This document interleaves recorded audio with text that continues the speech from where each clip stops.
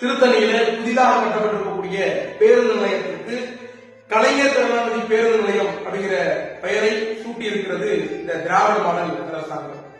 திருத்தணிக்கும் கலைஞர் கருணாநிதிக்கும் என்ன சம்பந்தம்? ஒரு சம்பந்தமும் இல்லை. திருத்தணி இன்னைக்கு தமிழ்நாட்டோடு இணைந்திருப்பதற்கு மிக முக்கிய காரணம் நம்முடைய ஐயா சிலம்பு செல்வர் மாப்பு சிவஞானம் அவர்கள்.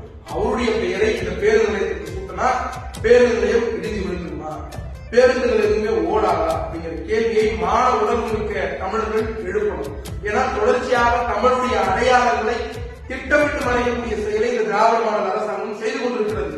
1956 மொழிவாரியாக மாகாணங்கள் பிரிக்கப்படுகிற பொழுது போராடி ஆந்திராவோடு இணைந்த திருத்தணி பகுதியை மீட்டு தமிழ்நாட்டோடு இணைத்தவர் எங்களுடைய ஐயா சிலம்பு செல்வர் மாப்பு சிவஞானம் அவர்கள்.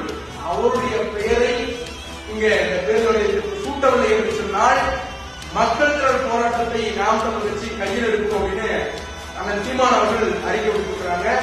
கூடிய விரைவில் இந்த பெயரை மாற்றவில்லை என்று சொன்னால் மக்கள் திரள் போராட்டத்தில் மாணவர்களோடு நாம் இணைந்து கொள்ள வேண்டும்.